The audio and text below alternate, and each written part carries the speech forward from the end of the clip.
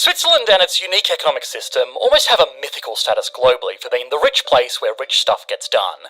The headline economic figures back this up as well. Switzerland is routinely home to the wealthiest population on the planet, the country produces incredibly expensive exports, and its world-class financial sector is synonymous with accommodating wealthy clientele.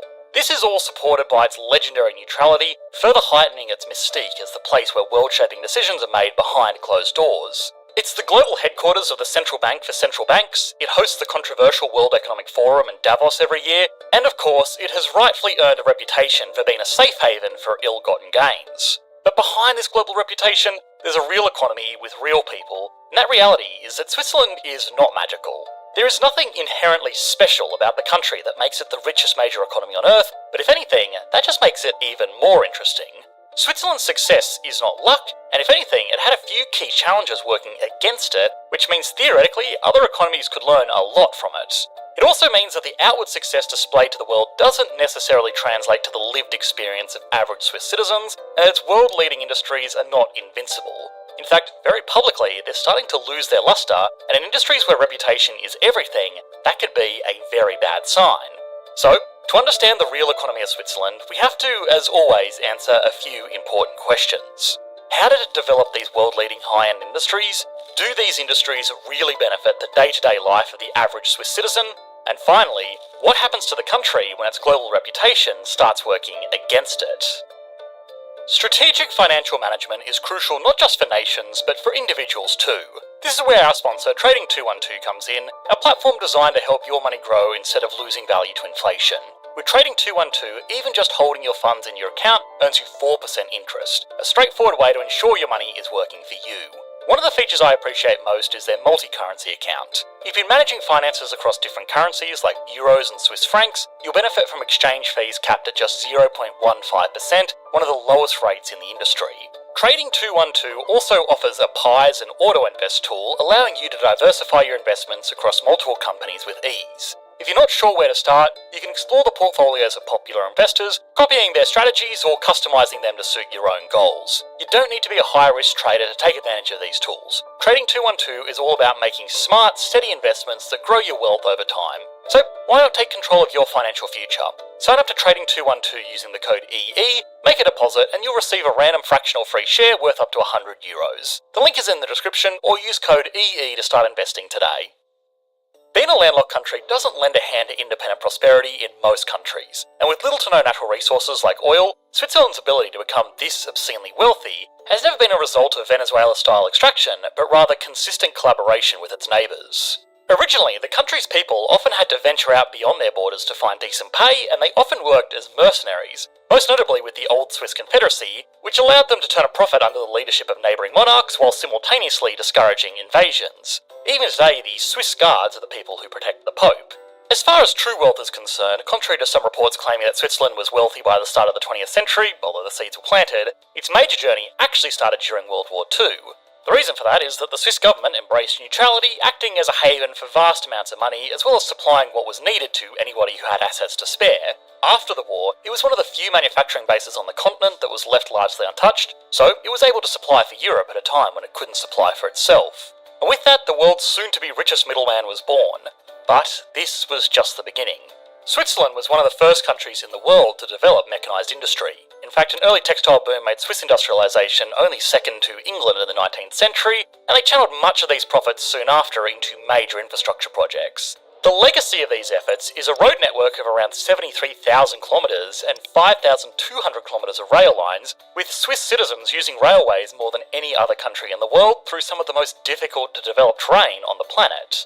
This allowed many of its industries to prosper into the present day, as Switzerland's topography would have otherwise made the transport of skilled workers and materials an absolute nightmare without these preemptive efforts. And even to this day, it's a surprisingly strong manufacturing hub. The machinery, electrical engineering, and metals industry alone employs over 300,000 people, or 8% of Switzerland's total workforce. An interesting side note is that Switzerland was one of the earliest pioneers of women in industrial roles. Back in the late 19th century, the workforce was almost 50-50 men and women. And all of this emphasis on vocation has led to many, including the World Economic Forum, to dub the Swiss labour force as the most highly skilled in the developed world.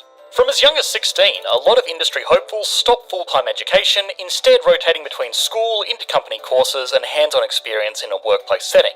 This 3 to 4 year education includes both a wage and a crucial introduction to the world of work. It's a decision that's paid dividends compared to a lot of countries that are currently struggling to find labourers capable or willing to enter the trades. Of course, skilled labour comes at a price, and the country's people are paid extremely well, and it generally represents a large portion of the costs of production of goods and services. These high incomes also include gross wages, social contributions paid by the employer, as well as other expenses including professional education, training and recruitment. In 2020, this amounted to about $75 per hour worked for all secondary and tertiary sector enterprises. With these labour costs, the Swiss simply can't compete on price for generic goods. But unlike many other countries, they don't want to. This uncompetitiveness is what allows them to be one of the richest economies in the world. Switzerland is an absolute powerhouse in the realm of quality products. They make everything from world-class industrial machinery to world-class watches that they can sell at a huge markup because it has high-end industrial know-how. For such an advanced high-income economy, the manufacturing industry, typically associated with middle-income countries, contributes 25% of their GDP. They make over $30 billion exporting compounds and base metal watches alone. Of course, while watches that cost more than a car are the first thing people think of when they think of Swiss exports, it's not even their largest or most technical export. Their machinery is where the real money is. Their CNCs, for example, also known as a Swiss-type lathe or a Swiss automatic lathe, capable of producing small parts with both precision and accuracy. Just watching them is one of the most soothing, nerdy spectacles of all time. And because organisations are willing to pay for machinery that will provide incremental improvements that will be paid off over thousands of manufacturing runs, the Swiss machinery industry can charge a huge premium for their products, which means the Swiss people can be paid more since they're competing on quality, not on price, helping to keep its status as a high-income country. This also avoids the problem of being a landlocked country.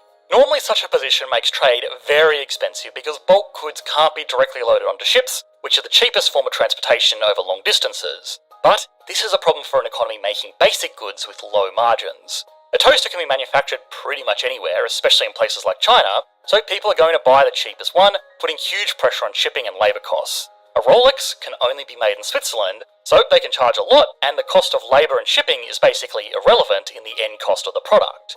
Now, most other landlocked countries in the world struggle with crippling poverty, so this strategy of high margin exports sounds like it could be something that could help them too. Unfortunately, it only really works in Switzerland because it had such a huge head start. Building up the machinery, training a workforce, and building the infrastructure to make these industries what they are today literally took centuries. And if Switzerland wasn't one of the first industrial countries in the world, and in an opportune position in post-war Europe, it's unlikely these industries would be as prosperous as they are today.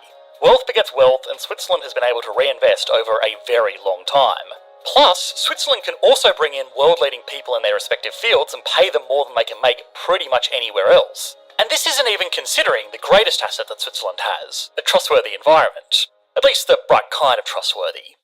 The country is made up of cantons which act as self-governing bodies. It also runs through a council where the head of state decisions are made by committee. Of course, this does mean that things change incredibly slowly and bureaucracy is tedious. However, this is exactly what people operating in Switzerland want.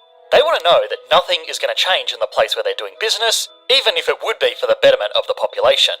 This stability and perceived safety is a major component of the Swiss wealth machine that still needs to be addressed. The element that journalists, YouTubers and pretty much everyone else watches like a hawk. It's banking and financial services.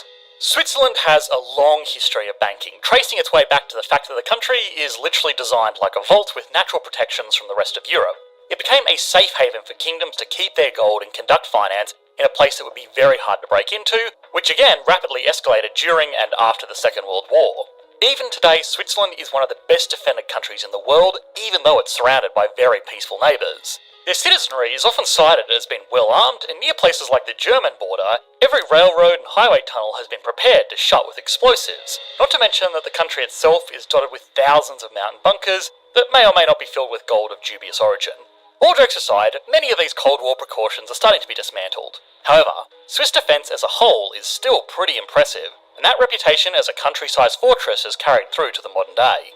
It's the home of the Bank for International Settlements, which is the central bank of central banks and is responsible for coordinating international funds transfers between entire countries. It was headquartered in Switzerland for the same reason that a lot of finance gets done in Switzerland. People trust it, And, upholding their long-standing tradition, it doesn't take sides. And honestly, it's rare to find a country that does both. People trust the US financial system, but it does clearly take sides. Switzerland has also historically not taken sides on legal issues either, where the country wouldn't cooperate with other countries' authorities after dirty money was kept in their Swiss banks. An example of this can be found in Switzerland's blocking statute, Article 271 of the Swiss Criminal Code.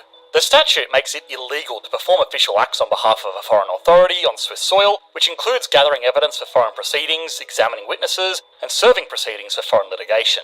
Even from the description, it's clear that following the money trail, at least for a while, all roads would end at the Swiss border. But this is changing, and now international pressure has meant that Switzerland is being forced to cooperate more and more with other countries, so it's not really the safe haven it was depicted as in things like The Wolf of Wall Street. And of course, it's not all criminal like Hollywood makes it out to be. Switzerland still does do a lot of legitimate financial services, but over-financialising the economy isn't always a good thing.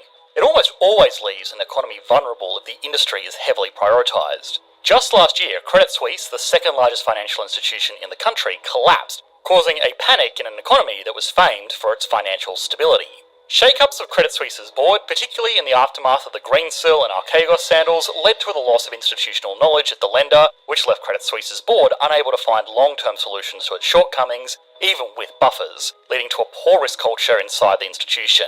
Plus, even here, dirty dealings emerge, so it's, putting it lightly, a pretty mixed bag.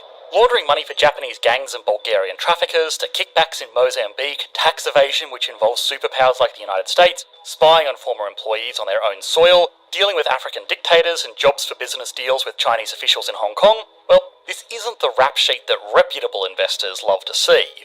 But what about the domestic issues? Do these industries, both clean and controversial, really benefit the day-to-day life of the average Swiss citizen? While the canton system has led to remarkable and enviable stability, one side effect of this is surprising regional disparity.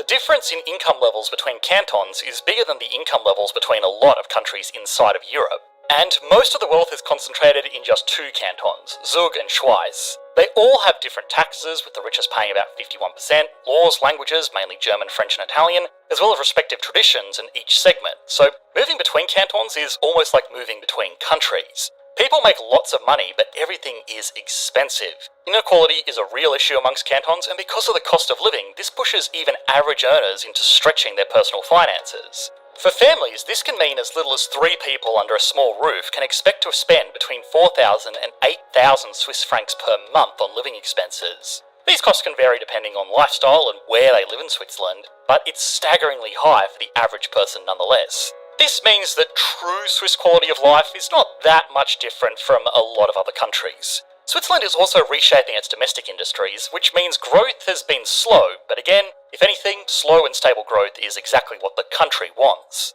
The country is amongst the richest in the world. It doesn't need strong growth to catch up anymore. Instead, it needs to focus more on domestic issues to make sure its amazing economic figures translate into real quality of life for its citizens. They are in a great spot to make lasting changes, but time is of the essence. Today, there are other countries that can provide the same services as Switzerland, especially due to Switzerland finally caving under the pressure and making moves to encourage greater transparency, which although is an ethical decision, more and more information is being released that makes Swiss banking look less airtight than it was just a decade ago. The country isn't going to be able to coast on its reputation alone forever, and that's a big problem. Major headlines regarding mismanagement are not something that Switzerland can afford. Switzerland has a reputation that makes it almost ethereal. People from all over the world want to work or simply travel to the country because of the premium brand it has created for itself, and businesses, wealthy tourists and high net worth individuals have been willing to pay a premium for this brand recognition, which makes the country extremely rich. The challenge is that brands can go out of style very quickly. The products that the country produces are arguably the finest in the world, to the point where buyers usually don't even question the costs. Its banking system, although more exposed than ever before, still leaves analysts both perplexed and fascinated as to how such a small country has managed to act as Europeans' financial middleman for centuries. But without proper diversification, with an emphasis on financialisation, this channel has shown time and time again that reputations can dissolve overnight. The faith of international clientele can end swiftly, and eventually what was once considered a financial miracle can become just another cautionary case study. For now, the country is fine, and of course, nobody can predict the future, least of all economists. But Switzerland is not magical. It's an ultra-high income economy that has demonstrated that it's really just a more expensive option in an increasingly competitive global economy. Now, some of those emerging competitors are the Gulf states that are spending trillions of dollars on making themselves into their own financial hubs to replace their oil industry. We've made an entire video analysing the viability of that, which you should be able to click to on your screen now. Thanks for watching, mate. Bye.